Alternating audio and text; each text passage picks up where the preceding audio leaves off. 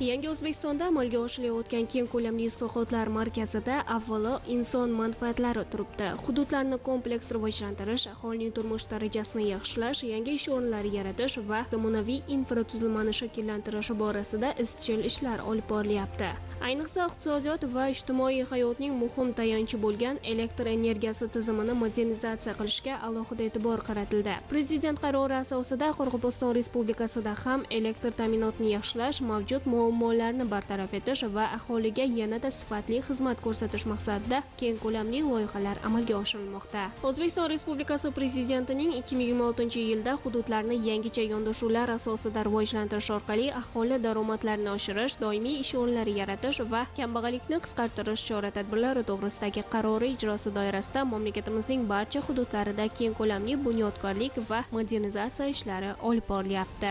Mazkur qaror asosida elektr energiyasi ta'minoti tizimini yaxshilash bo'yicha ham qator loyihalar yo'lga qo'yilgan. Jumladan Qoraqalpog'iston Respublikasida 39 ta obyektda 183 kilometr elektr uzatish tarmoqlarini qurish va rekonstruksiya qilish, shuningdek 51 ta transformator punktini yangidan barpo etish hamda modernizatsiya qilish rejalashtirilgan. Bugungi kunga qadar loyiha smeta hujjatlari tayyorlanib, obyektlarga 170 dona temir beton ustun yetkazib berildi. Ayni paytda ularni o'rnatish ishlari jadal sur'atlarda davom etyapti. Bu borada Qoraqalpog'iston hududiy elektr tarmoqlari filial tomonidan tizimli ishlar olib borilmoqda. Filial tasarrufidagi Taxatosh temir beton mahsulotlari sexida elektr uzatish tarmoqlari uchun zarur bo'lgan temir beton ustunlar va boshqa konstruksiya buyumlari ishlab chiqariladi. Bu esa qurilish va rekonstruksiya ishlarini o'z vaqtida hamda sifatli amalga oshirish imkonini yaratadi.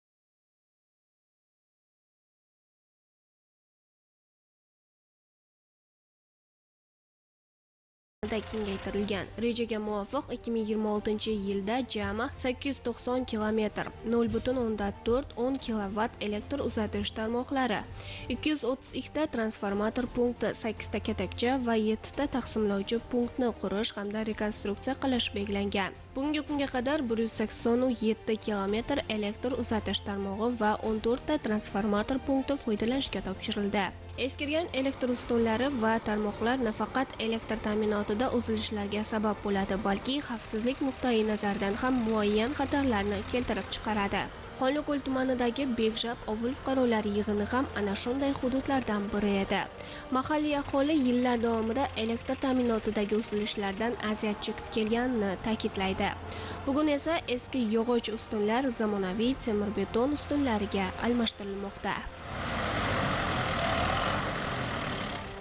Avlumuzda Çangalanu davrında Prezidentimizin fermanları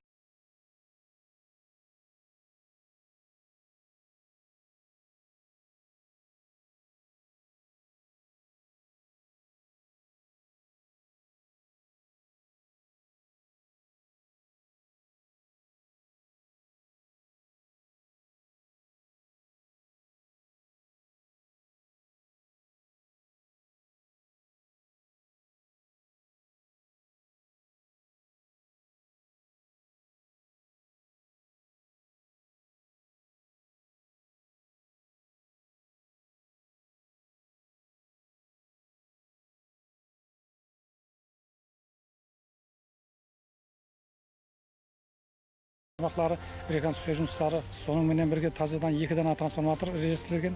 Оның азыр 1 дана трансформатор орнатылды. Бүгінгі күнде 7 километр хава тармақлары rekonstruksiya жұмыстары орындалды. Районымызда ірі оңалау жұмыстарынан 14 дана трансформатор hamda 132 километр линия ірі оңалау жұмыстары режиссерлеген болып, бүгінгі күнде 14 дана трансформаторымыз ірі оңалау жұмыстарына алып барылды. 132 километр хава тармақларынан 600 kilometr havo tarmoqlari o'rmonlov jumlasidan rejadan chiqarildi. Xo'jayli tumanidagi Mustaqillik ovul fuqarolar yig'ini aholisi ham shu kungacha eskirgan elektr tarmoqlari tufayli qator muammolarga duch kelib kelgan. Tez-tez yuz beradigan uzilishlar aholining haqli e'tirozlariga sabab bo'lardi. Bugun esa hududda amalga oshirilayotgan yangilanishlar natijasida elektr ta'minoti sifati sezilarli darajada yaxshilanyapti. Xalqimizning so'rovi bo'yicha elektr transformatori edi. Avvalgi elektr transformatorimiz 160lik, biroq remontlanib qolgan bilan 161 metr edi. Sebebi bizning Ahmobayev Mustaqillik ovul fuqarolar yig'ini Ahmobayev ovulimizda shu yerda mana xalq tig'iz joylashgan. Shuning uchun to'qning kernavligi jetmay turib edi. Lekin bu yilning o'zida 120 bizning to'zgan ағаш stolbi, qo'l bola qo'yilgan stollarimiz bor edi. Ana solarni ikki ovulimizda almashtirib berdi. Taza simlar bilan sip kabellar bilan tartib berdi. Ularga ko'pdan ko'p xalqning atidan, o'zimizning atimizdan o'z minnatdorligimizni bildiramiz. Yangi O'zbekistonda amalga oshirilayotgan islohotlar eng chekka hududlargacha yetib boryapti. Elektr ta'minoti tizimidagi yangilanishlar esa nafaqat infratuzilmani mustahkamlashga, balki aholining turmush sifati va hayot farovonligini oshirishga xizmat qiladi. Bu boradagi ishlar izchil davom ettirilib, har bir xonadonga sifatli va uzluksiz elektr energiyasini yetkazib berish asosiy maqsad bo'lib qolmoqda.